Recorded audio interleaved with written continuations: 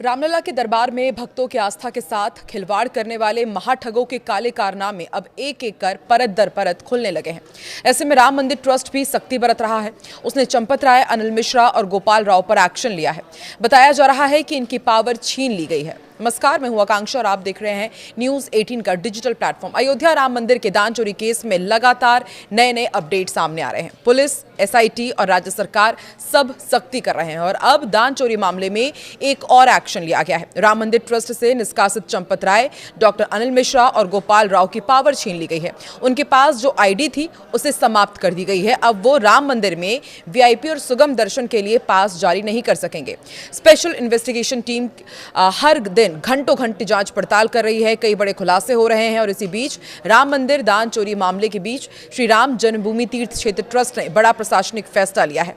Trust से निष्कासित पूर्व महासचिव चंपत राय, पूर्व सदस्य डॉक्टर अनिल मिश्रा और विशेष आमंत्रित सदस्य गोपाल राव की वीआईपी और सुगम दर्शन वाली पास जारी करने वाली आईडी रद्द कर दी गई है। अब इनके नाम से किसी भी श्रद्धालु के लिए विशेष या फिर सुगम दर्शन के पास जारी नहीं किए जाएंगे। ये व्यवस्था मंदिर के भूमि पूजन के समय से लागू थी, जिसे अब समाप्त कर दिया गया है। मई के आखिरी सप्ताह में राम मंदिर ट्रस्ट से जुड़े पदाधिकारियों ने बैंक में जमा हो रही रकम का ब्यौरा देखा और रोजाना दान पेटियों के खाली होने के क्रम की पड़ताल की तो चोरी का शक पैदा हुआ। दरअसल एक दान पेटी में 6 से 7 लाख रुपए एक बार में जमा होते थे, लेकिन कुछ सप्ताह में 500 की गड्डी में कमी देखी गई। इसके बाद शक गहराया तो नोट गिनने वाले कमरे में कुछ हिडन कैमरेज लगवाए गए। इन हिडन कैमरे की एक सप्ताह की फुटेज देखी गई तो पता चला कि नोट गिनने की प्रक्रिया में लगे कर्मचारी सीसीटीवी के सामने खड़े हो जाते थे और दूसरा साथी बनाए गए नोटों की गड्डी में नोट चोरी कर कपड़ों में छुपा लेता था। लेकिन हिडन कैमरे में उनकी चोरी पकड़ी गई। अविनाश शुक्ला, लवकुश मिश्रा, अनुकल्प मिश्रा, मनीष कुमार यादव, करुणेश पांडे, रमाशंकर मिश्रा, रामशंकर यादव उर्फ टिन्नू यादव और सुभाष श्रीवास्तव अभी पुलिस की गिरफ्त में है। लगातार जांच पड़ताल और पूछताछ की जा रही है। अब गिरफ्तार आरोपियों के मोबाइल फोन ने कई अहम राज उगले हैं। वहीं राम मंदिर दान चोरी मामले में अयोध्या पुलिस को बड़ी सफलता मिली। पुलिस ने आरोपी अनुकल्प मिश्रा की निशानदेही पर चोरी के पैसों से खरीदी गई एक स्विफ्ट डिजायर कार, सोने की चेन और सोने का पेंडुलम बरामद किया है। इस कार को पुलिस काफी समय से ढूंढ रही थी। राम मंदिर में चढ़ावा चोरी केस में एसआईटी रिपोर्ट के बाद राम जन्मभूमि थाने में 8 नामजद आरोपियों को पुलिस ने गिरफ्तार किया था। जिन लोगों को अरेस्ट किया गया है उनमें कई लोग ट्रस्ट के महासचिव चंपत राय और सदस्य अनिल मिश्रा के करीबी भी शामिल हैं।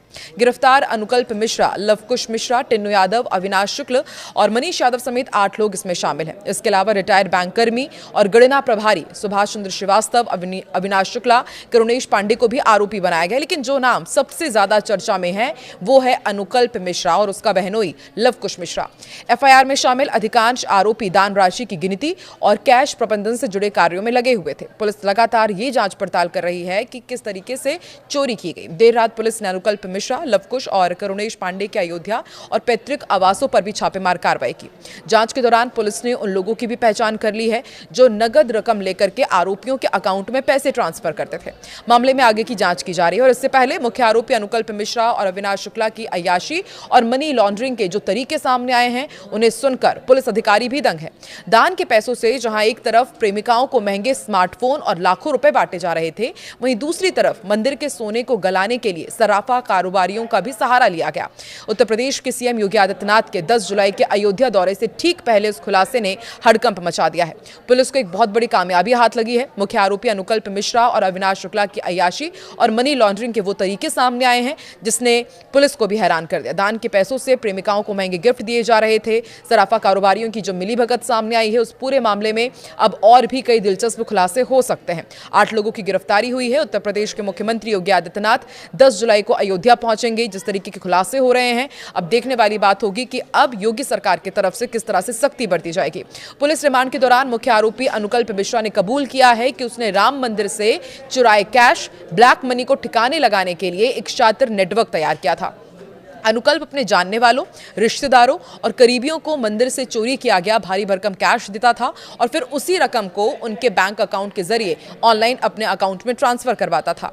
इस तरह वो पूरी चालाकी से अवैध पैसे को व्हाइट मनी में बदल रहा था। इतना ही नहीं, पुलिस ने अनुकल्प मिश्रा के घर पर हुए एक धार्मिक कार्यक्रम में टेंट, कैटरिंग और अन्य मटेरियल सप्लाई करने वाले दुकानदारों और लोगों के भी बयान दर्ज किए हैं और जांच में ये पता चला है कि इन कार्यक्रमों के खर्चों का भुगतान भी इसी चोरी के पैसे से किया गया।